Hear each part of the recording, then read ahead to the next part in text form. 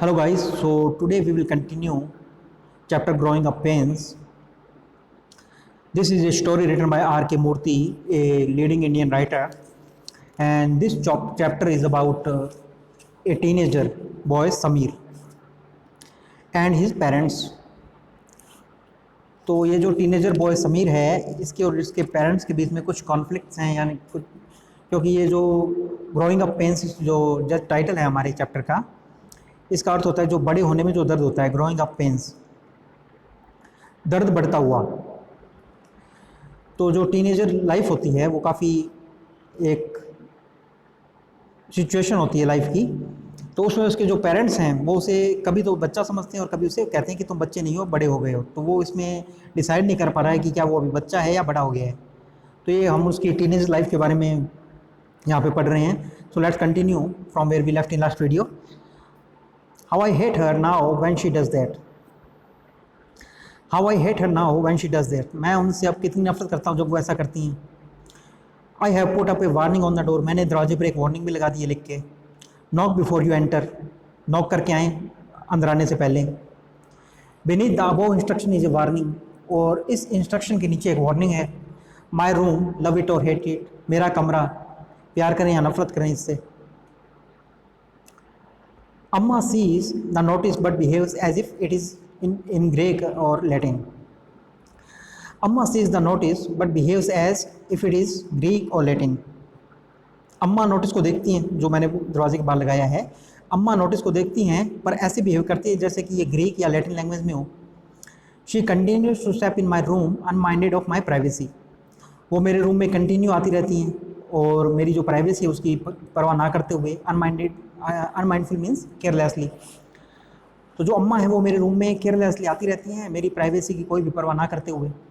How can I make her understand that I need privacy. मैं उन्हें कैसे understand करवाऊँ या कैसे समझाऊँ कि मुझे प्राइवेसी की ज़रूरत है, मुझे एकांत की ज़रूरत है, मुझे मेरा स्पेस चाहिए।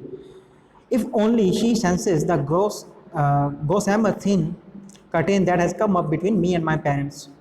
gossamer thin curtain मीन्स होता है काफ़ी जो थिन कर्टेन है, काफ़ी जो पतला पर्दा आ गया है। कर्टेन मीन्स होता है पर्दा। इफ़ ओनली शी सेंसेस, अगर वो समझ सकें या सेंस कर सकें, द gossamer thin curtain, जो इतना नाजुक सा पर्दा आ गया है, that has come up between me and my parents, मेरे और मेरे पेरेंट्स के बीच में जो ये पर्दा आ गया है उसे वो सेंस कर पाएँ। Is this what growing up is all about. क्या यही है बड़े होना या ग्रोइंग अप होना, या यही सब ग्रोइंग अप बड़ा होना है। ए मैटर ऑफ इंडिविजुअलिटी, एक इंडिविजुअलिटी का मामला, यानी एक quality of character of a particular person, मतलब अपने आप में होना या एक व्यक्तित्व का बन जाना। A matter of individuality. तो क्या ये बड़े होना सिर्फ एक इंडिविजुअलिटी के बारे में है, यानी एक पर्सनैलिटी के बारे में है। ये snapping up bond. Snapping means होता है सडनली ब्रेक, अचानक से टूट जाना। बॉन्ड्स मीन्स होते हैं रिश्ते या फिर जो विश्वास होता है। ये स्नैपिंग अप बॉन्ड्स मतलब क्या रिश्तों का इतनी जल्दी टूट जाना या इस तरीके से उनमें दरार आ जाना, क्या यही बड़े होना है। Who wants to snap bonds with one's parents, मतलब कौन चाहता है अपने जो पेरेंट्स हैं उनके साथ में अपने रिश्ते तोड़ देना। नॉट आई, मैं तो नहीं चाहता। The very thought makes me cry, और ये जो थॉट है, ये जो विचार है कि अपने पेरेंट्स से रिश्ता टूट जाना, the very thought makes me cry, ये जो विचार है ये मुझे रुला देता है या मुझे रोना आ जाता है इस विचार से। Yet I feel I am drawing away from them, और तब येट आई फील, और हालांकि मैं फील करता हूँ, मैं तब भी ये बात फील करता हूँ, I am drawing away from them, कि मैं उनसे दूर जा रहा हूँ। और आई एम इमेजिनिंग, और या फिर मैं सिर्फ ये इमेजिन कर रहा हूँ। I think Appa is watchful and very when he meets मी। मैं ऐसा सोचता हूँ कि जो अप्पा हैं वो वॉचफुल है, यानी वो केयरफुल हैं, और वेरी हैं यानी कॉशियस हैं व्हेन ही मीट्स मी। तो मैं ऐसा सोचता हूँ कि जो मेरे अप्पा हैं जब वो मुझसे मिलते हैं तो वो काफ़ी वॉचफुल होते हैं, यानी काफ़ी केयरफुल होते हैं, और काफ़ी वेरी होते हैं मीन्स कॉशियस होते हैं, ध्यान रखते हैं वो।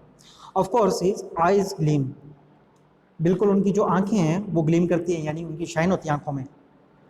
विद जॉय, एक खुशी की जो चमक होती है, खुशी की जो शाइन होती है वो उनकी आंखों में होती है।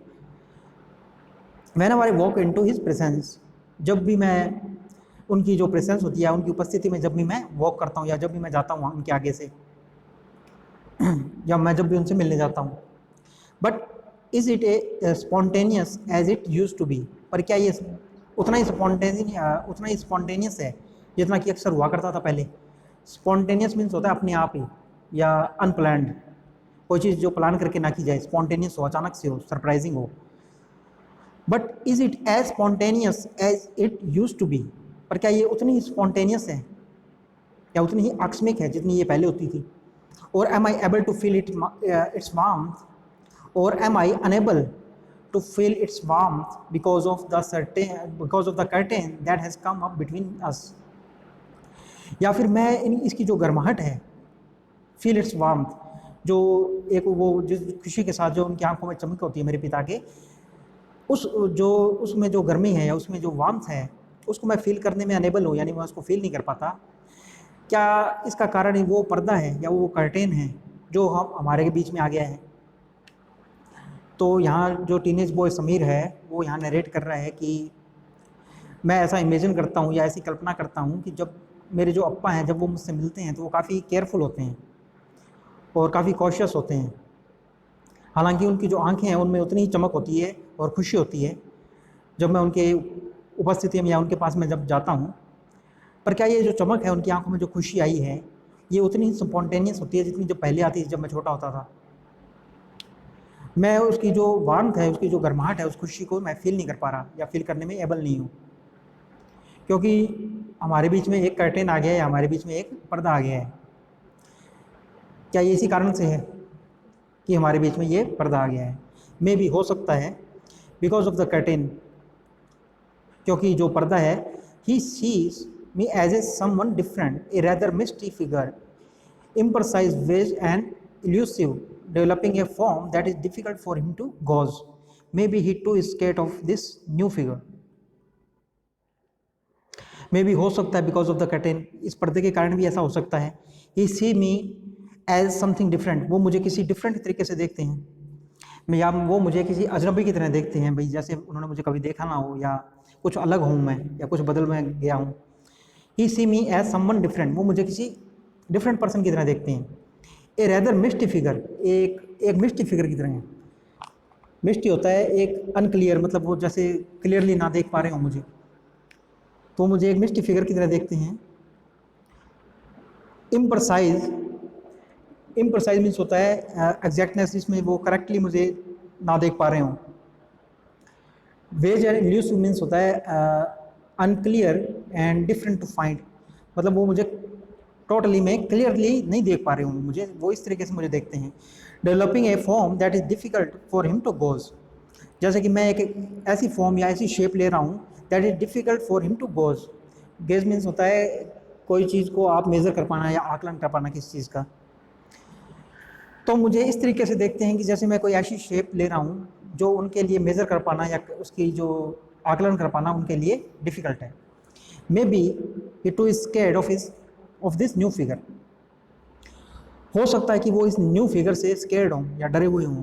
न्यू फिगर ये अपने बारे में कह रहा है कि मैं बदल रहा हूँ या मैं कोई नई शेप ले रहा हूँ, तो बॉडी में, माइंड में जो परिवर्तन आ रहे हैं, जो चेंजेस आ रहे हैं, उनको देख के हो सकता है कि वो डर रहे हों ऑफ दिस न्यू फिगर, इस नए जो फिगर आ रहा है या नए जो बदलाव आ रहे हैं मुझ में।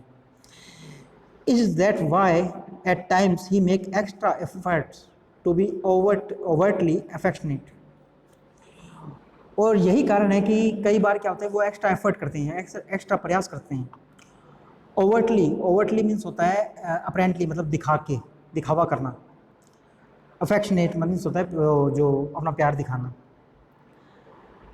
तो कई बार यही कारण है कि कई बार वो एक्स्ट्रा एफर्ट करते हैं या एक्स्ट्रा प्रयास करते हैं ज़्यादा प्यार दिखाने का या प्यार शो करने का।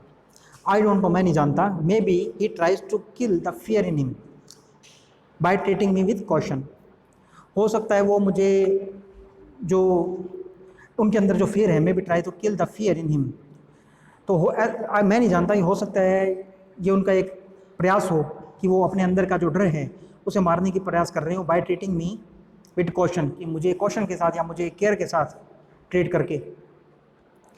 ट्रीटिंग मी मीन्स बिहेविंग मी, मेरे साथ एक अलग तरीके से बिहेव करके या मेरे साथ एक केयरली बिहेव करके मुझ पर ज़्यादा प्यार जता के वो अपना जो डर है उसे कम करने का ट्राई कर रहे हो, उसे मारने का ट्राई कर रहे हो। He finds safety in treating me as a child. अब वो सेफ फील करते हैं मुझे एक बच्चे की तरह फील करवा के, या मुझ में एक बच्चा देख के, treating me as a child, या मेरे साथ एक बच्चे की तरह बिहेव करके वो सेफ फील करते हैं। He runs his finger through my thick curly hair, वो मेरे जो थिक और जो करली हेयर्स हैं, मैंने जो घुंघराले बाल हैं, जो गहरे बाल हैं मेरे, उनमें अपनी उंगलियां चलाते हैं। Holds my head close to his chest and pats me, वो मेरे सर को अपनी छाती से लगाते हैं और मुझे थपथपाते हैं। आई वुड नॉट से I hate him for doing that, मैं ऐसा नहीं कहूँगा या ऐसा नहीं कह सकता कि I hate him by for doing that, कि मैं उनसे नफरत करता हूँ ऐसा करने के लिए, कि जब वो ऐसा करते हैं, मेरे बालों में हाथ घुमाते हैं जो मेरे घुंघराले बाल हैं।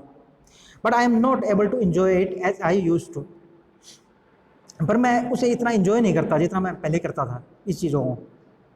कि जब मेरे पिताजी मेरे सर में हाथ घुमाते थे या बाल उनको बिखेर देते थे तो मैं इन्जॉय करता था, पर मैं अब इतना इन्जॉय नहीं करता इन चीज़ों को। Once I would give the whole world for being held lovingly by अप्पा, मतलब पहले तो ऐसा था, या एक समय ऐसा था कि जब मैं पूरी दुनिया लुटाने को या पूरी दुनिया देने को तैयार था, भाई मेरे अप्पा मुझे प्यार से पकड़ें इसके लिए। Now I feel as if it is not what Appa should do to me, पर अब मैं ऐसा फील करता हूँ कि it is not what Appa should do to me, कि मेरे अप्पा को अब मेरे साथ ऐसा नहीं करना चाहिए। इज़ इट नॉट टाइम, क्या ये समय नहीं है? आई टेल माई सेल्फ, मैं अपने आप से कहता हूँ, that he treats me as a grown up, क्या ये ऐसा समय नहीं है कि वो मुझे ट्रीट करें एक ग्रोन अप की तरह, या एक बड़े आदमी की तरह, या एक बड़े लड़के की तरह, वो मुझे बच्चे की तरह ट्रीट ना करें।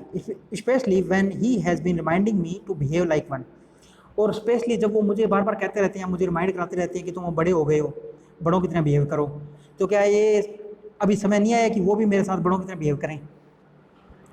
I fall and sleep and scream with pain because of sprain, तो मैं गिर जाता हूँ या मैं स्लिप कर जाता हूँ, गिर जाता हूँ तो मैं चिल्लाता हूँ दर्द से, दर्द के कारण, बिकॉज ऑफ स्प्रेन, या कुछ मुड़ जाता है या पाँव मुड़ जाना। स्प्रेन मीन्स होता है कोई चीज़ ट्विस्ट हो जाना, जैसे पाँव में मोच आ जाती है। तो यहाँ पे ये नरेट कर रहा है कि I fell and slip and scream, कि मैं गिर जाता हूँ, मैं स्लिप कर जाता हूँ, मैं चिल्लाता हूँ दर्द में, with pain because of the sprain, कि मेरे कोई पाँव मुड़ जाता है या कोई चीज़ ट्विस्ट हो जाती है तो मैं चिल्लाता हूँ दर्द से। अम्मा इज़ ऑल काइंडनेस, जो मेरी अम्मा है वो तो काइंडनेस दिखाती हैं जैसे वो पहले दिखाती थी, मतलब प्यार दिखाती हैं, अपनी दयालुता दिखाती हैं। नॉट अप्पा, पर अप्पा नहीं दिखाते ऐसा। ही ग्रोल्स, वो एक आवाज़ निकालते हैं या वो एक चिल्लाते हैं इस तरीके से। ग्रोल्स में तो है एक साउंड, लो साउंड, कि वो मुझे डांटते हुए कहते हैं या ग्रोल करते हुए कहते हैं, यू आर 14, कि तुम 14 साल के हो, 14 ईयर्स ओल्ड के हो तुम। यू आर 14 समीर, तुम 14 के हो Sameer. It is time you learn how to bear pain, अब समय आ गया है कि तुम सीखो दर्द को सहना। विद स्टोइक क्रेज होता है अनइमोशनल पर्सन, तो वो चाहते हैं कि अब तुम बड़े हो जाओ और ज़्यादा इमोशनली बिहेव ना करो। You are no longer a child, तुम अब बच्चे नहीं रहे। So it's time you learn how to bear pain with stoic courage, तो वो चाहते हैं कि वो अनइमोशनल पर्सन की तरह, वो मेरे जो पिता हैं वो कहते हैं कि जब मैं दर्द से चिल्लाता हूँ तो वो कहते हैं कि तुम 14 ईयर के हो, तुम 14 साल के हो गए हो Sameer. It is time to learn how to bear pain, ये अब समय आ गया है कि तुम दर्द को सहना सीखो। विद स्टोइक करेज, एक अनइमोशनल पर्सन की तरह। You are no longer a child, अब तुम बच्चे नहीं रहे हो। I can't forget those words, मैं इन शब्दों को नहीं भूल पाता। Next morning before Appa has return from office I walk up to Amma, अगले दिन नेक्स्ट इवनिंग, अगली शाम को, before Appa has return from office, इससे पहले कि अप्पा ऑफिस से घर आते, आई वॉक अप टू अम्मा, मैं अम्मा की तरफ चल के गया या मैं अम्मा की तरफ गया। She welcomes me with a big smile, उन्होंने मेरा वेलकम किया एक बड़ी स्माइल के साथ में। But the smiles turned into a frown when I asked her whether I could go for a party at Vishal's house. Frown means होता है कि अनहैप्पीनेस में बदल जाना, अनहैप्पीनेस हो जाना। But the smile turns into a frown. पर जो उनकी स्माइल थी वो उनकी अनहैप्पीनेस में बदल गई। When I asked her, जब मैंने उनसे पूछा whether I could go for a party at Vishal's house, कि क्या मैं विशाल के घर में पार्टी के लिए जा सकता हूँ। अम्मा ने कहा must be back before 9, कि 9 बजे से पहले आ जाना। अम्मा I am grown up now, अम्मा अब मैं बड़ा हो गया हूँ। Can I not stay out, till all my friends leave, I ask her. अब मैंने उनसे पूछा कि क्या मैं नहीं रुक सकता जब तक कि मेरे सारे दोस्त चले जाएं वहाँ से। You think you are old enough to be on your own. तो जो समीर की अम्मा है वो कह रही है कि you think you are old enough to be on your own Sameer, कि क्या तुम ऐसा सोचते हो कि तुम अपने आप में हो और तुम वो जो चाहो कर सकते हो अकेले। Old enough to be on your own means होता है कि to do things by yourself all on, कि तुम अकेले जो चाहो कर सको, अपनी मनमर्जी कर सको। तो समीर की जो अम्मा है वो कह रही हैं कि you think you are old enough, कि क्या तुम सोचते हो कि तुम इतने बड़े हो गए हो to be your own on your own, कि तुम अपने आप रह सकते हो, तुम अपना मतलब खुद को का ख्याल रख सकते हो, जो चाहो कर सकते हो, या to do things by yourself all on. Sameer remember you are still a child, याद रखो तुम अभी भी बच्चे हो। Even tho you think otherwise, हालांकि तुम ऐसा नहीं समझते, तुम दूसरी तरीके से समझते हो। Remember you are still a child even tho you think otherwise, याद रखो कि तुम अभी भी बच्चे हो, हालांकि तुम ऐसा नहीं समझते। You are at in between age a teenager, तुम अभी बीच की एज में हो। In between age a teenager, एक टीनेजर हो या एक किशोर हो, हिंदी में कहें तो तुम एक टीनेजर हो। दैट रेजेज माई हैकल्स, अब ये मेरे हैकल्स मीन्स होता है कि एंगर की जो फीलिंग होती है या जो गुस्सा होता है। दैट रेजेज माई हैकल्स, तो वो मेरे गुस्से को बढ़ा देते हैं या मेरे गुस्से को गुस्सा बढ़ा देते हैं मेरा। I stamp my feet shout at, मैं अपने पैर पटकता हूँ। स्टैम्प माई फीट मीन्स होता है एंग्री मोड में, गुस्से में पाँव पटकना ज़मीन पे। So I stamp my feet shout at, मैं अपने पाँव पटकता हूँ ज़मीन पे और मैं उनके ऊपर चिल्लाता हूँ। आई एम ओल्ड इनफ अम्मा, कि मैं बड़ा हो गया हूँ अम्मा, मैं काफ़ी बड़ा हो गया हूँ। Old enough to be on my own, मैं इतना बड़ा हो गया हूँ कि अपना ध्यान रख सकता हूँ या अपनी चीज़ें अपने आप कर सकता हूँ। I will not allow myself to be treated like a kid, मैं ऐसा अलाउ नहीं करूँगा कि मुझे कोई बच्चे की तरह ट्रीट करे। She gives me stern look and assert firmly my decision is final. Stern look होता है एक स्ट्रिक्ट लुक होता है, जो एक कठोर नज़र होती है, मतलब गुस्से से देखना या इस तरीके से देखना कि she gives me stern look, वो मुझे एक स्ट्रिक्ट लुक से देखती हैं। एंड असर्ट फर्मली, और वो एक स्ट्रांगली या सॉलिड तरीके से ये अफर्म कर देती हैं या कह देती हैं बिल्कुल firmly. My decision is final, कि मेरा जो डिसीजन है वो फाइनल है। नो पार्टी फॉर यू, तुम्हारे लिए कोई पार्टी नहीं है। नॉट टूडे नॉट एवर, आज भी नहीं और कभी भी नहीं। I do not want you to end up as a wild colt, मैं नहीं चाहती कि तुम एक जंगली घोड़े की तरह एंड अप, मैं नहीं चाहती कि तुम एक जंगली घोड़े की तरह बनो या एंड में तुम एक जंगली घोड़े के बन जाओ। वाइल्ड कोल्ट मीन्स होता है, वाइल्ड मीन्स जंगली, कोल्ट मीन्स होता है जो हॉर्स होता है, मेल, एक मेल हॉर्स। सो यहाँ पे she gives me stern look and assert firmly, वो मेरी तरफ एक स्ट्रिक्ट लुक देती हैं एंड असर्ट फर्मली, और वो स्ट्रांगली या सॉलिडली ये बात कहती है कि माई डिसीजन फाइनल, कि मेरा जो डिसीजन है वो फाइनल है। No party for you not today not ever, कोई पार्टी नहीं है तुम्हारे लिए, ना आज ना कभी भी। I do not want you to end up as a wild colt, मैं नहीं चाहती कि तुम बाद में एक जंगली घोड़े बन जाओ। शी हैज़ हर वे, उनके पास अपने रास्ते हैं। She has her way means make others to do as she wishes, कि जैसा वो चाहती हैं वैसा वो दूसरों से करवा लेती हैं या अपनी मर्जी मनवा लेती हैं वो किसी तरीके से। शी हैज़ हर वे, उनके पास अपने रास्ते हैं बात मनवाने के। आई मिस द पार्टी, मैं पार्टी को मिस कर रहा हूँ। बट इट डज़ नॉट एंडियर हर, आई सल्क, अब मैं पार्टी मिस कर रहा हूँ या पार्टी मैं नहीं जा रहा, बट इट डज़ नॉट एंडियर हर, पर ये इससे उन्हें कोई प्यार नहीं आ जाता मुझ पर। आई सल्क, मैं सल्क करता हूँ या मेरा मूड है वो ख़राब है। आई सल्क मीन्स होता है बैड मूड हो जाना या मूड ख़राब हो जाना, तो मेरा मूड ख़राब हो गया है। I do not talk to her for a whole day, मैं उनसे एक पूरा दिन बात नहीं करता। शी कॉक्स मी मीन्स होता है परसुएड मी, या मेरा पीछे पीछे आती हैं। सो शी कॉक्स मी, प्लेकेट्स मी, मतलब वो मुझे मनाने का या करने की ट्राई करती हैं। Till I come to her mollycoddling, जब तक कि मैं जो उनकी ओवर प्रोटेक्टिव वे है, यानी वो मुझे दुलारना लाला बालना होता है उसके आगे, जब तक कि मैं उनके आगे कम नहीं कर जाता। Then I hug her and cry, तब मैं उन्हें मतलब उनके आगे हार नहीं मान जाता या उनकी बातों से प्रभावित नहीं हो जाता।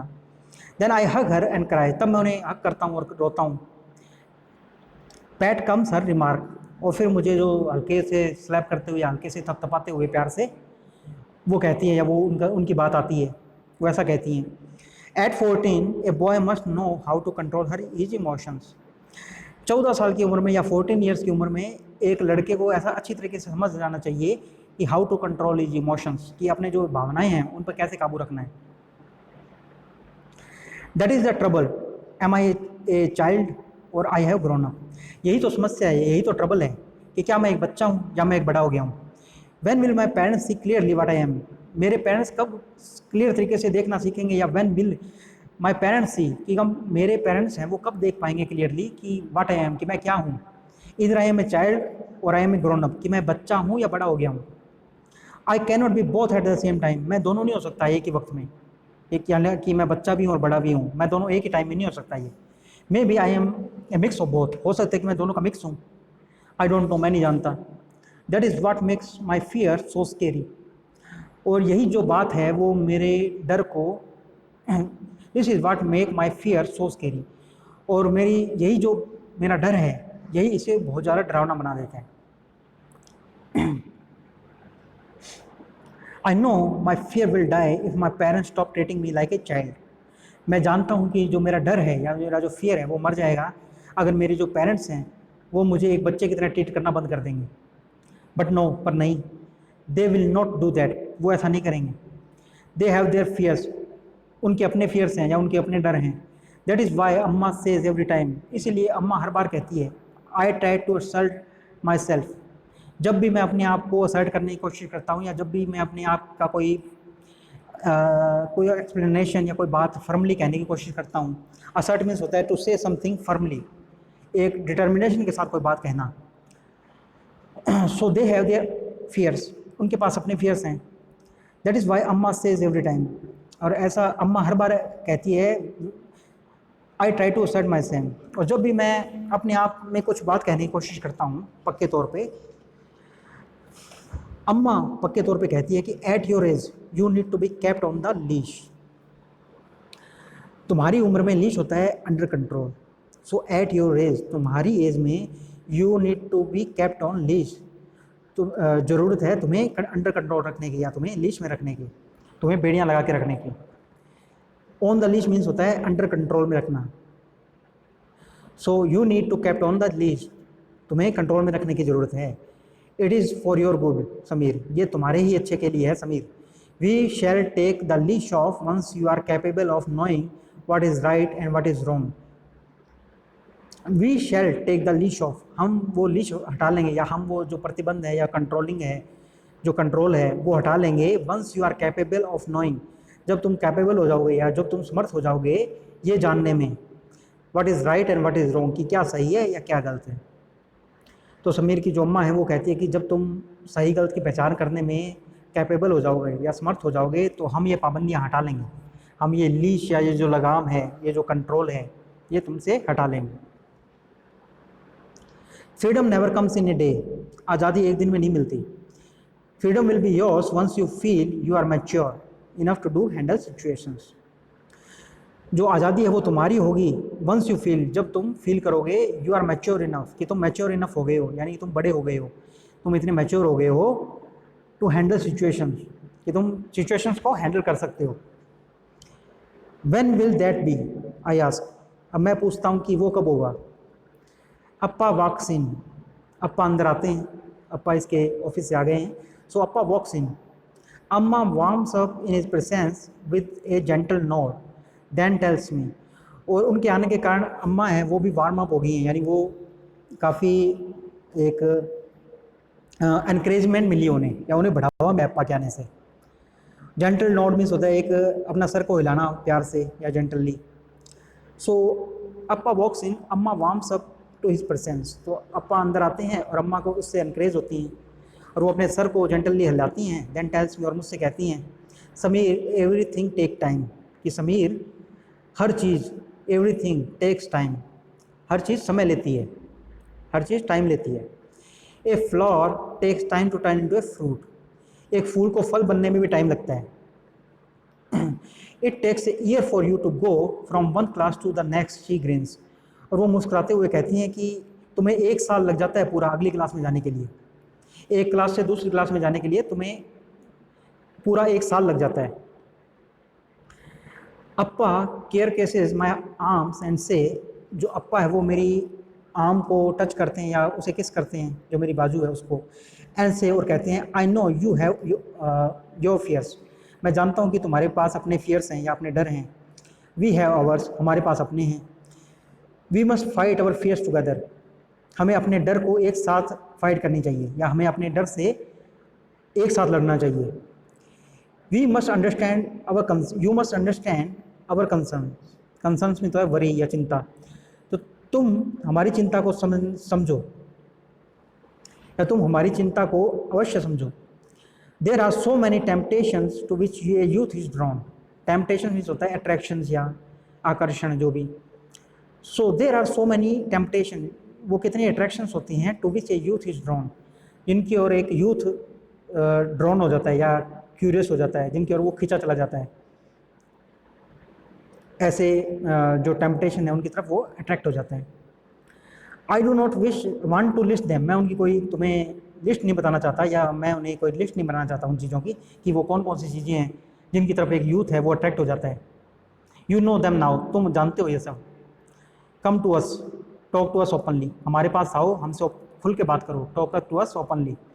Late us learn to be friends, हमें सीखने दो एक दोस्त बनना, तो हमें एक दोस्त बनना सीखने दो। Take every advice we offer as coming from true friend, हमारी हर एडवाइस को इस तरीके से लो जैसे ये कोई एक सच्चे दोस्त की तरफ से आ रही हो।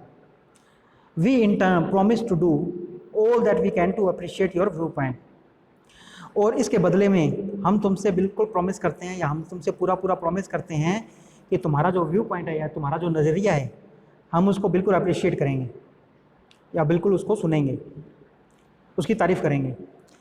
Will you let me be your true friend, क्या तुम मुझे अपना एक सच्चा दोस्त बनने दोगे।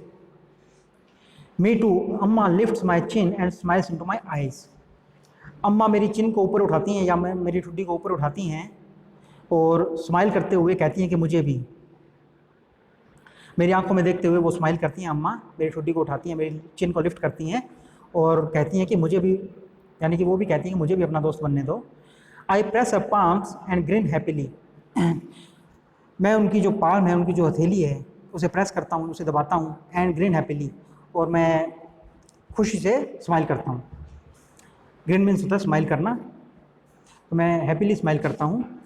We are 3 friends bond by love, हम 3 दोस्त हैं प्यार से बंधे हुए। बाउंड बाय लव मीन्स प्यार से बंध जाना, बाउंड मीन्स होता है बंधना।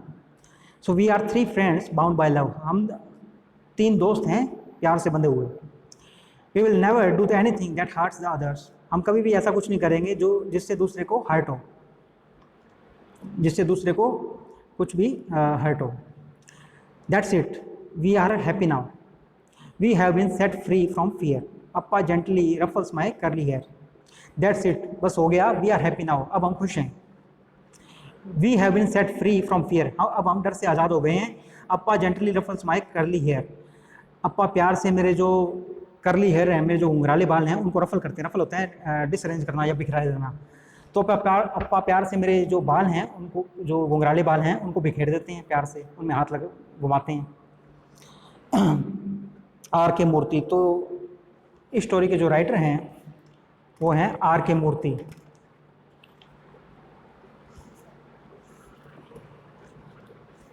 तो ये जो स्टोरी थी ये थी एक टीनेज बॉय समीर और उसके पेरेंट्स के बारे में। जो समीर है वो बच्चे से बड़ा हो रहा है, वो टीनेज लाइफ में आ गया है, और उसके जो पेरेंट्स हैं वो उसे कभी तो एक बच्चे की तरह ट्रीट करते हैं, एक चाइल्ड की तरह, और कभी वो उससे कहते हैं कि तुम अब बच्चे नहीं रहे, तुम 14 ईयर्स के हो गए हो, तुम 14 साल के हो गए, तुम बड़े हो गए हो। तो जो समीर है वो काफ़ी कंफ्यूज है कि उसके पेरेंट्स क्या चाहते हैं, कि वो बड़ों की तरह बिहेव करे या वो उसे बच्चा समझते हैं या उसे बड़ा समझते हैं। जो समीर है वो काफ़ी कंफ्यूज है। तो इस तरीके से वो इसको हैंडल करने की कोशिश कर रहा है सिचुएशन को, और एंड में उसके जो पेरेंट्स हैं वो उसे बताते हैं कि तुम हमें अपना दोस्त बनने दो, हमसे खुल के बात करो, और हम भी प्रॉमिस करते हैं तुमसे कि हम तुम्हारा जो व्यू पॉइंट है उसे अप्रिशिएट करेंगे, हम तुम्हारा भी व्यू पॉइंट सुनेंगे, और हम जो तीनों हैं हम एक दोस्त की तरह रहते हैं और हम एक दोस्त हैं। तो ये जो स्टोरी है इसके राइटर थे आर के मूर्ति, और होमवर्क में आपको इसके क्वेश्चंस करने हैं।